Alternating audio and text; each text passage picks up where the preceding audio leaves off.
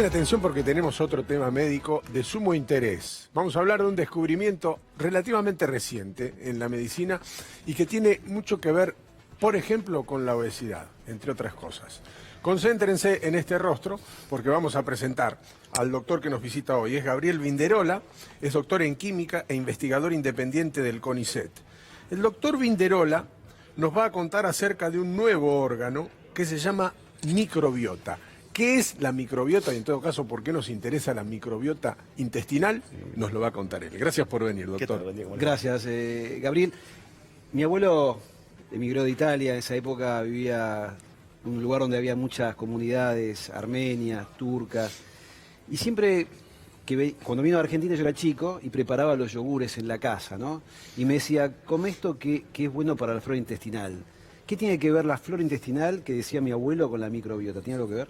Sí, el yogur y la microbiota son parientes, porque en realidad son microorganismos, son bacterias. La microbiota es, como decía, es un órgano difuso, porque no es un órgano como vos hablabas de la próstata, que uno lo puede visualizar. La microbiota son bacterias principalmente que nosotros no vemos, pero que están tapizando todo nuestro intestino, desde la boca hasta el recto, incluso la piel está cubierta por bacterias. Y estas bacterias tienen numerosas funciones metabólicas que las van a cumplir bien si las alimentamos bien. Y la forma de alimentar estos microorganismos es por el consumo de fibras, que están en las frutas, verduras, legumbres, pero también por el consumo de otras bacterias, porque nuestro intestino, por diversas prácticas de la vida moderna, nos hemos ido alejando un poco del contacto con microorganismos y estamos un poco pagando las consecuencias. La obesidad, la inflamación, las alergias son un poco consecuencia de que tenemos un intestino que se ha ido educando poco porque no ha recibido bacterias. Perdón, los yogures... ¿Vos decís que hay una relación entre lo que vos decís microbiota con el sobrepeso y obesidad? Sí, y lo clave acá es lo que pasa en lo que se llaman los primeros 1000 días de vida, que es un concepto de nutrición, y que en el chico es desde que nace, por ejemplo, desde la concepción, pero uno lo ve principalmente desde que nace hasta que tiene 2 años. En este periodo es importante que el bebé tenga un contacto natural con el medio ambiente, primero que nazca por parto vaginal, porque de esta forma va a adquirir los lactobacilos de la vagina. Que tome mucha leche materna, la leche materna tiene miles de millones de bacterias diferentes, y que si tiene que tomar antibióticos sea de una forma muy racional, muy controlada, porque estos antibióticos van a matar a las bacterias. Si eso no sucede, el sistema inmune se inflama, y esa inflamación a largo plazo es uno de los factores desencadenantes de la obesidad. Por supuesto, la obesidad es multifactorial. Pero la microbiota es uno de los factores que hoy se está estudiando. Hay un experimento muy paradigmático en esto que ya tiene un par de años, donde se tomaron ratones que no tienen bacterias en el intestino y a un grupo se le transfirieron las bacterias. Se tomaron 2 hermanas, una con sobrepeso y la otra con peso adecuado, normal. Se le transfirió la materia fecal de una y de la otra, y los ratones que recibieron la materia fecal de la persona obesa desarrollaron obesidad.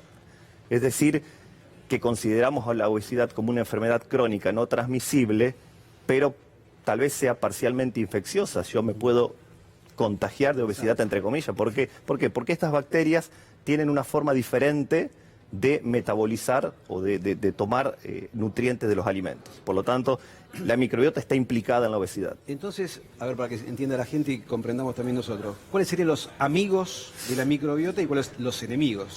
Hay como dos etapas. Los principales amigos o las principales prácticas de la microbiota para tener una microbiota buena es el parto a término, vaginal, mucha leche materna y uso racional de antibióticos. Solamente si es estrictamente necesario. Eso en los primeros 2 años de vida. Después vivimos hasta los 70, 80, 90 años y ahí, para ayudar a la microbiota, hay que consumir mucha fibra, mucha verdura, mucha fruta, alimentos fermentados como el yogur. Recién hablamos con Andrés, el kefir es otro tipo de alimento fermentado. Y hay una categoría en particular que es yogures con probióticos que tienen otros microorganismos, además de las bacterias del yogur, que también nos ayudan. Recién dabas una clave desde el nacimiento. Sí. Parto natural y amamantamiento. Y si ninguna de las dos cosas está presente, es decir, si naciste por cesárea y no te pudieron amamantar porque tu mamá tuvo una infección, por ejemplo, o no tuvo leche. Sí, bueno, ahí uno ya tiene, hubo algo que no es lo deseable, entonces uno tiene que tomar o reforzar las medidas durante toda la vida. Apoyar el consumo de frutas, de verduras, de legumbres, de yogures, de yogur con probióticos, es decir, lo que yo no pude hacer en edad temprana, difícilmente lo pueda corregir, pero lo puedo, algo paliativo, es apoyarnos en este grupo de medidas. Y entonces, ¿cuáles serían los enemigos de la microbiota? Hablaste de antibióticos. Antibióticos. Eso, digamos, cuando hay un consumo irracional de antibióticos en el mundo, y también en Argentina desde ya, vale decir que acá estamos mal, porque tenemos mucho parto por cesárea. Sí. Y además tenemos mucho consumo irracional de medicamentos, principalmente de antibióticos. No solo de antibióticos, también los inhibidores de la bomba de protones. Eso significa los medicamentos, los prazoles. Exactamente. El omeprazol, el pantoprazol, el ansoprazol. ¿Y eso para qué el son? omeprazol para la gastritis y el reflujo gastroesofágico. Los protectores, ¿no? Los Claro. protectores gástricos. Claro, se llama así. El nombre correcto médicamente es inhibidores de la bomba de protones. Exactamente. No solo los antibióticos, numerosos medicamentos, por lo tanto, siempre los medicamentos tienen que ser absolutamente recomendados por un profesional y no paso por una farmacia y me siento un poco mal y tomo cualquier cosa.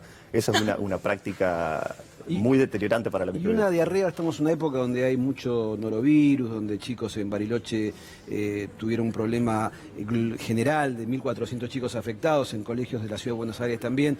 ¿Una diarrea barre con todo eso y tarda en recomponerse o se recompone rápidamente eso, o hay que adicionarle algún producto? ¿Conviene tomar lácteos o no conviene? Siempre está la duda esa. Sí, cuando pasa una diarrea el intestino queda como un campo minado, como después de una batalla, no queda nada. Entonces, ¿ahí qué puede pasar? Puede llegar una bacteria patógena.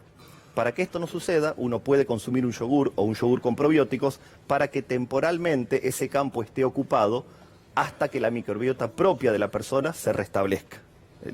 Los probióticos, los yogures, lo que van a hacer es ocuparnos el intestino con bacterias benéficas hasta que vuelvan estas bacterias que por la diarrea fueron barridas. Bien. O sea que una persona que tuvo un episodio diarreico puede consumir en lo inmediato algún lácteo. Sí. No, pues esa duda siempre existe. La Organización Mundial de Gastroenterología recomienda como práctica cuando uno va a dar un antibiótico, comenzar con, que puede inducir diarrea, comenzar con el consumo de probióticos, que pueden estar como suplementos o en nuestro país, por ejemplo, están en los lácteos generalmente. ¿Dónde se descubre y cómo la importancia, Vinderola? A ver, esto ya se suponía desde Luis Pasteur, más o menos todos lo conocen, el padre de la microbiología. Él tenía un alumno que había viajado por estos países que nos dice Guillermo, donde vio que la gente que consumía yogures vivía mucho tiempo, vivían 120, 130 años y tenían hijos de 100 años. Wow. Y él relacionó el consumo de estos productos con tener una flora intestinal adecuada. Eso pasó hace más de 100 años. Pero hace unos 15 años se desarrollaron tecnologías que nos permiten saber quiénes son cada una de estas bacterias y hoy se saben que tenemos más de 3.000 tipos de bacterias diferentes. Antes, los que trabajamos en microbiología, solo utilizábamos medios de cultivo, las plaquitas que todos más o menos saben, y ahí solamente podíamos ver una fracción, conocíamos el 10% de lo que teníamos. No conocíamos todo lo que conocemos ahora, y ahora estamos correlacionando las que están y las que no están en distintas patologías. Y estaban hablando antes, yo estaba escuchando del cáncer de próstata. Sí. Hay otros tipos de cánceres que están relacionados con un mal funcionamiento de la microbiota, el cáncer colorectal. Cuando hay cáncer de colon, antes hay una inflamación. Y muchas veces esta inflamación sucede porque la microbiota se acerca demasiado a la pared del intestino, porque consumimos poca fibra y tenemos poco mucus. Entonces, tener prácticas que hagan que tengamos una microbiota diversa y abundante, probablemente nos va a evitar dolores de cabeza, evitar inflamación, no quiere decir que si yo consumo yogures no voy a tener un cáncer de colon, pero voy a bajar mucho las probabilidades. ¿Y cuál es el consumo recomendado diario? Estos son alimentos, no son medicamentos. Uno Claro. pudiera comer todo lo que quiera, pero yo creo que si una persona se toma un yogur por día es suficiente para cubrir numerosos beneficios que tiene. Diste el concepto de probiótico. ¿Qué es un prebiótico? Es buena la pregunta, es porque son palabras muy Parecidas, pero no cercanas, es lo pero mismo, completamente sí. diferentes. Exactamente. Los probióticos son microorganismos, son generalmente bacterias. Los prebióticos son sustancias, son moléculas complejas que van a pasar de largo el intestino, no van a ser digeridas y van a ser utilizadas por ciertas bacterias del colon para promover su actividad. El prebiótico nos aumenta las bacterias benéficas que tenemos en nuestro intestino, las bacterias benéficas indígenas. Perfecto. Doctor Vinderola, gracias por haber venido. Gracias a Muy ustedes. Siempre es bueno saber más, doctor Capulla. Así es, me encanta. Y apoyando un poco lo que él dice, mi abuelo que venía de la zona de Italia, del mar, del mar Egeo, consumía muchísimo yogur y vivió 104 años. Wow. en una época difícil para Sí, sobrevivir, claro. porque la medicación era muy pequeña, muy pobre. Estoy haciendo los deberes, hasta me como un yogur por día sin saberlo, Es así verdad. que tendría que vivir unos 106 años. Si esto no sucede, denúncienlo, llegado el momento. Ya volvemos, no se vayan.